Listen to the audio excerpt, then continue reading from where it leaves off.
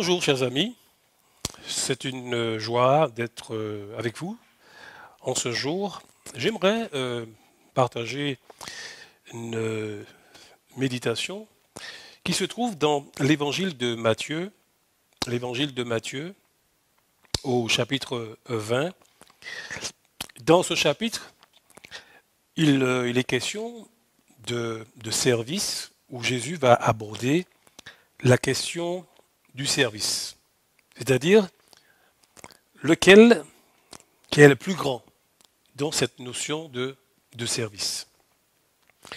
Alors, le texte, il est assez long, mais je ne lirai pas tout le texte, puisque nous allons plutôt nous intéresser à ce verset, au verset 27 du chapitre 20, où Jésus nous dit, et que si quelqu'un veut être le premier parmi vous, qu'il soit votre esclave. Que quiconque donc veut être le premier parmi vous, qu'il soit votre esclave. Voilà donc ce que Jésus nous dit. Bien sûr, Jésus s'adresse d'abord à ses disciples qui ont voulu savoir, alors que Jésus leur avait fait part du fait qu'il allait les quitter. Jésus leur parlait du fait qu'il allait être crucifié, livré, qu'il allait donner de sa vie pour ses disciples, mais pour le monde entier. Mais voilà que nous ne savons pas pour quelle raison les disciples, et notamment deux des disciples, où la mère, il nous est dit, des fils de Zébédée, fit cette demande, à savoir d'être dans une position assis à la droite de Dieu. J'aimerais ce matin, oui, parler avec vous de cette question du service. Parce que pour Jésus, il est important que nous puissions le servir. Mais dans quel état d'esprit servons-nous le Seigneur? Permettez-moi de commencer avec cette petite histoire qui s'est passée lors de la Révolution américaine. Il s'agit d'un sous-officier qui dirigeait les réparations d'un édifice militaire et qui hurlait ses ordres aux soldats de son commandement pour qu'ils soulèvent une poutre très lourde. Mais pendant que cet homme s'efforçait en vain à crier après ses ordres et à leur demander de mettre en place cette poutre, un homme qui passait par là s'arrêta et demanda au responsable pourquoi il n'aidait pas ses soldats, les voyant bien sûr en difficulté. Le sous-officier répondit, « Monsieur, je suis caporal. » Il donc répondit qu'il était caporal. Et l'homme qui passa lui dit, mais je sais que vous l'êtes, n'est-ce pas? Et je le sais en toute bonne conscience que vous êtes caporal. Mais cet homme enleva son chapeau et il s'inclina devant ce caporal et lui demanda, mais que à la prochaine fois, que s'il avait un travail à faire pour encore faire donc quelque chose, qu'il pouvait le voir, le solliciter. Et quelques minutes après, cet homme, en fait, était le commandant en chef de l'armée. C'était en fait le général Washington. Oui, le commandant en chef, qui a dit « Je reviendrai, si vous m'appelez, je reviendrai ». Et lorsque cet homme dit qu'il était le commandant en chef, le caporal ne revenait pas de ce qu'il entendait. Oui, parce qu'il avait en face de lui, eh bien, le commandant en chef, le général Washington. Tout ceci pour vous dire, chers amis, que Dieu mesure la grandeur en fonction du service. Oui, Dieu mesure la grandeur en fonction du service. Le texte que nous avons lu nous dit que quiconque veut être le premier parmi vous, eh bien, qu'il soit votre esclave. Que quiconque veut être le premier parmi vous, qu'il soit l'esclave. Le Seigneur Jésus, comme vous le savez, a d'ailleurs nous a donné un exemple clé, car bien qu'il soit Dieu, la Bible nous dit, est digne de tous les honneurs, la Bible nous rappelle qu'il est venu non pour être servi, mais pour servir et donner sa vie comme la rançon de beaucoup. C'est ce qui nous est dit dans le verset 28. C'est ainsi que le Fils de l'homme est venu, non pour être servi, mais pour servir et donner sa vie en rançon pour beaucoup. Il nous faudrait comprendre que pour être grand aux yeux de Dieu, nous devons servir. La question du service a son importance devant Dieu. La véritable grandeur ne consiste pas en fait à donner des ordres, mais à servir. La parole de Dieu, l'Écriture, mentionne beaucoup de personnes qui ont rendu des services, mais dont les noms ne sont pas cités, dont les noms ne sont pas mentionnés. Ce sont, on va dire, des personnes qui sont passées sous silence, incognito, mais pourtant qui ont agi, qui ont servi, on va dire, dans l'ombre, et qui ont été d'une efficacité, d'une utilité sans commune mesure.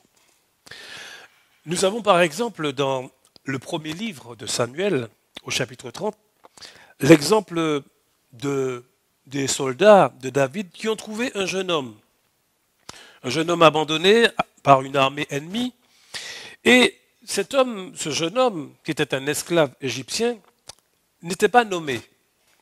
Mais il a fourni suffisamment de renseignements clés au roi David, qui a pu sauver ainsi sa famille.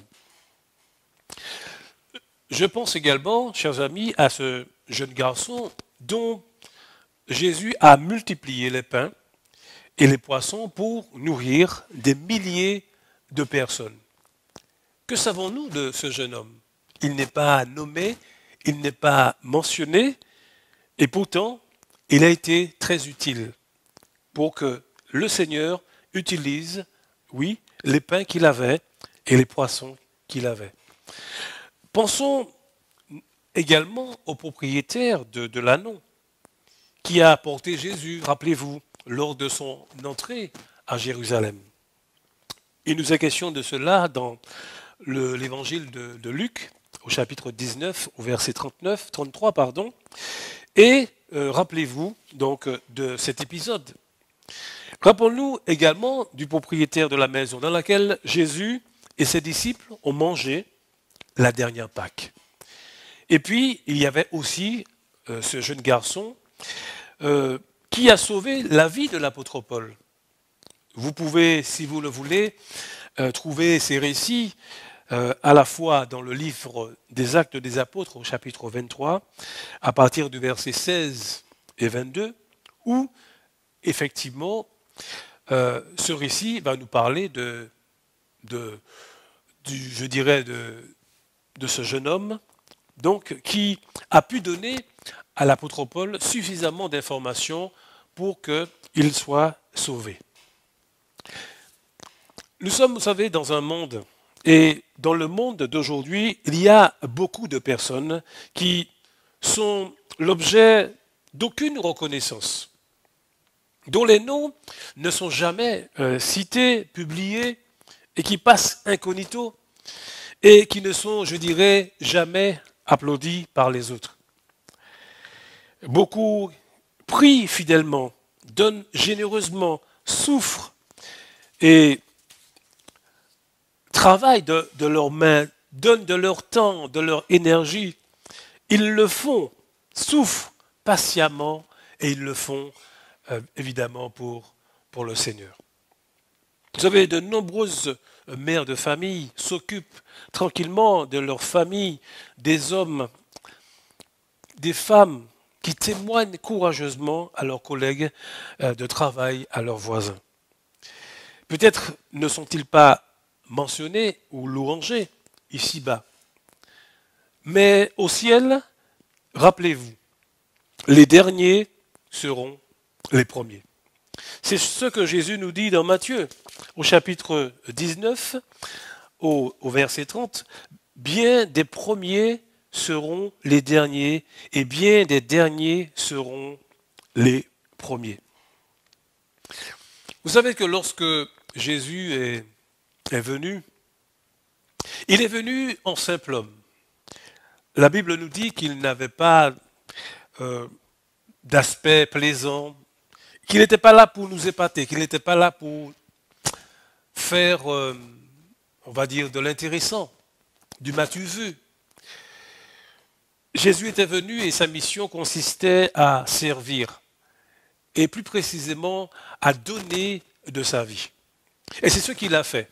Il l'a fait dans des conditions des plus difficiles, puisque vous savez que Jésus a donné de sa vie et qu'il a fini sa vie à la croix de Golgotha, là où il a été frappé. Bien sûr qu'il a été frappé parce qu'il était venu pour accomplir une mission.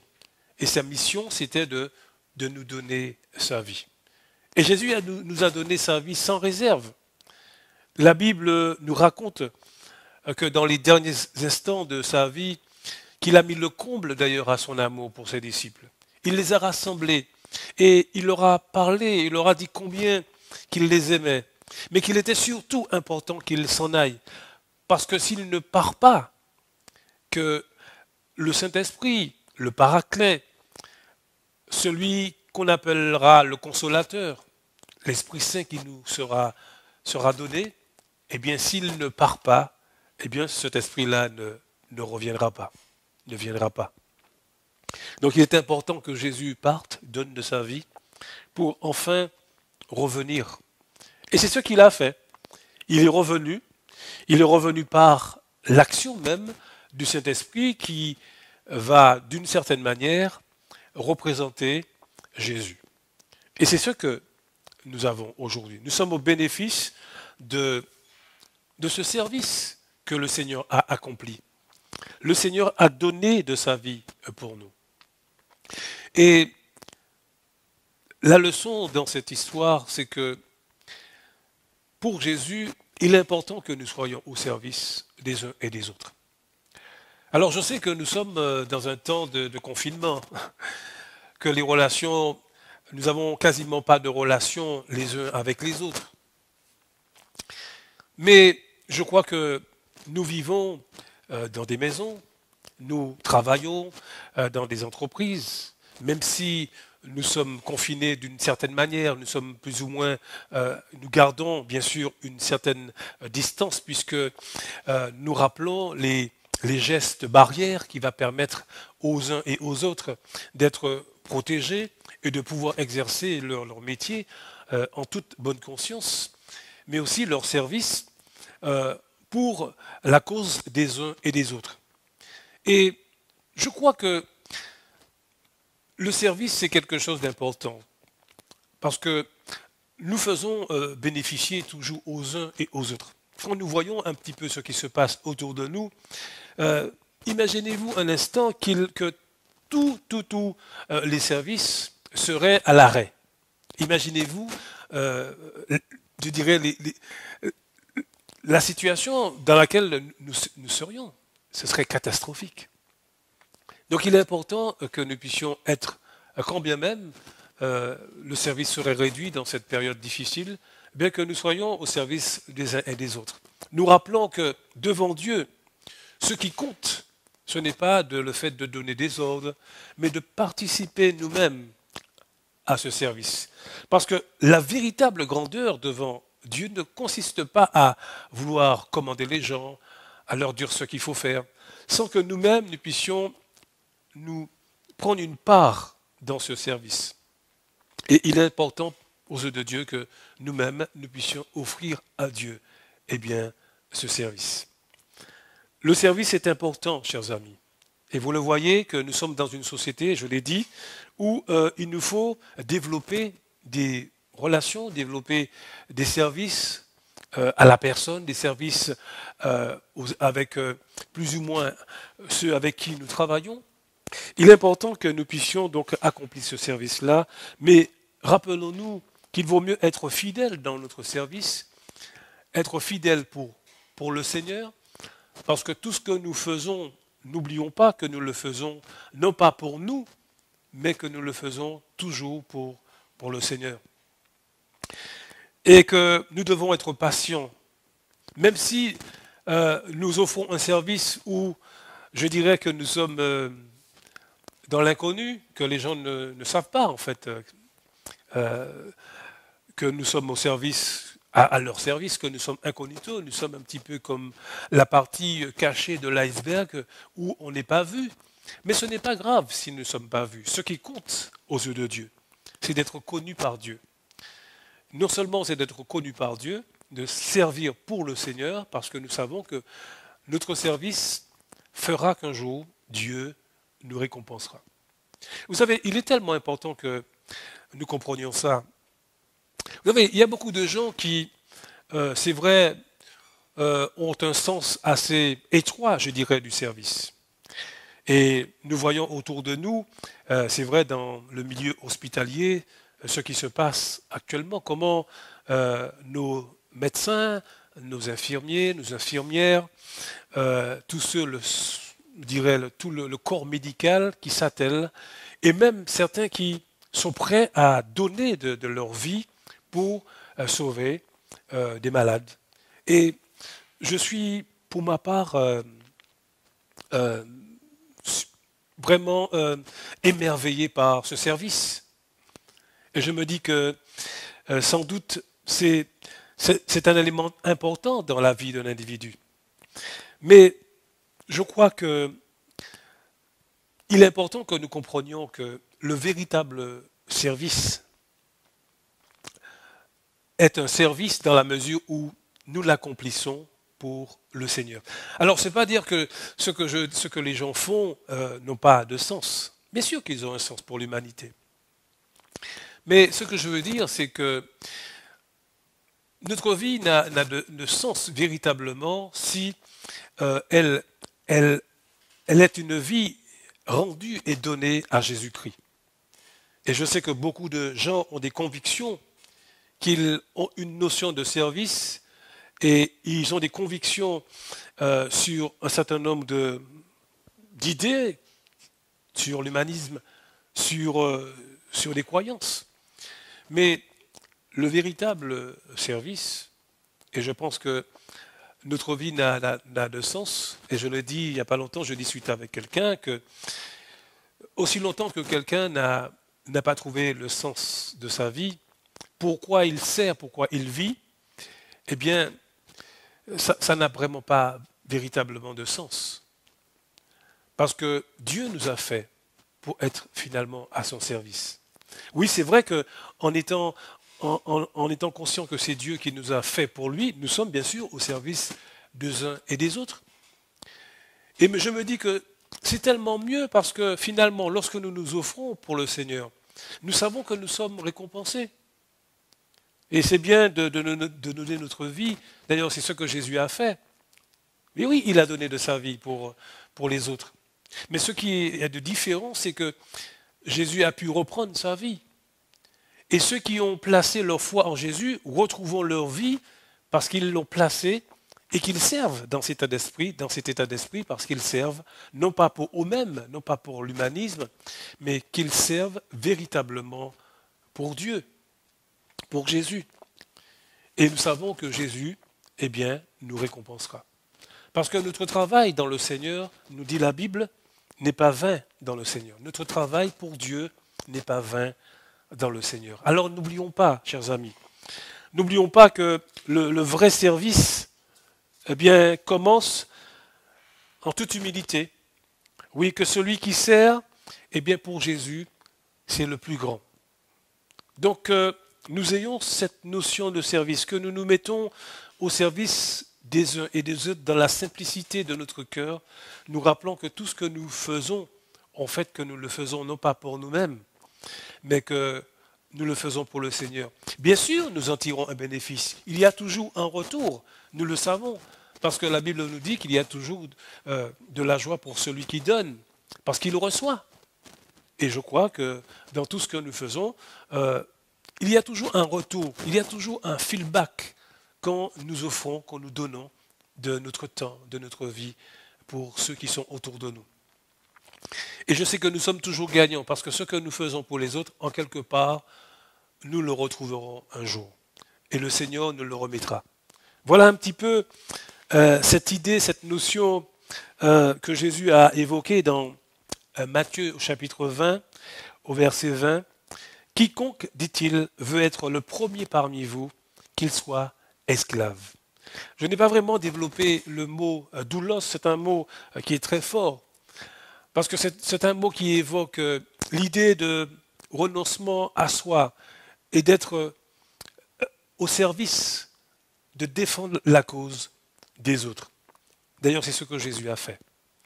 Donc rappelons-nous l'importance d'être au service des uns et des autres, dans l'humilité. Et n'oublions pas que tout ce que nous faisons, eh bien, nous le faisons comme pour le Seigneur. Voilà, chers amis, que Dieu nous aide à bien comprendre cette question du service, cette notion de servir, parce que nous avons été créés, nous avons été faits pour être au service du Seigneur. Et le Seigneur nous appelle donc à le faire en tout état de cause, en tout état d'âme, parce que c'est lui qui nous appelle à le faire. Nous allons donc nous incliner dans la prière. Oui, Seigneur, nous te remercions pour ta fidélité.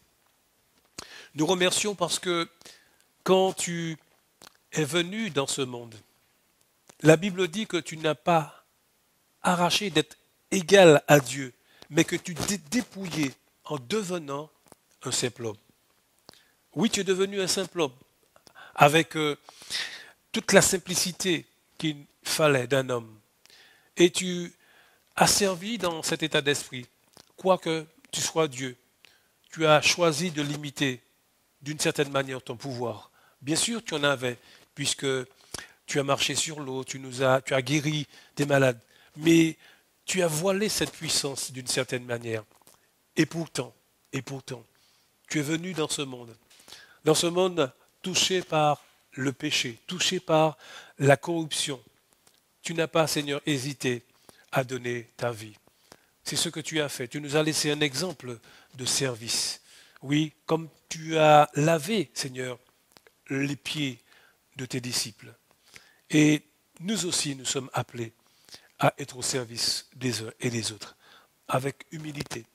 Merci, notre Père, pour ce message qui nous rappelle que nous sommes finalement au service des uns et des autres, mais que nous avons un seul grand maître, qui est toi, oui, le grand Dieu, qui a donné de sa vie pour nous. Oui, Seigneur, merci pour ton amour, merci pour ton sacrifice, merci pour ta parole que tu nous as laissée et qui nous enseigne et qui nous rappelle que finalement, tu as raison de nous permettre de bien comprendre la question du service. Béni sois-tu pour tout ce que tu fais pour nous et bénis notre Martinique dans des circonstances que tu connais.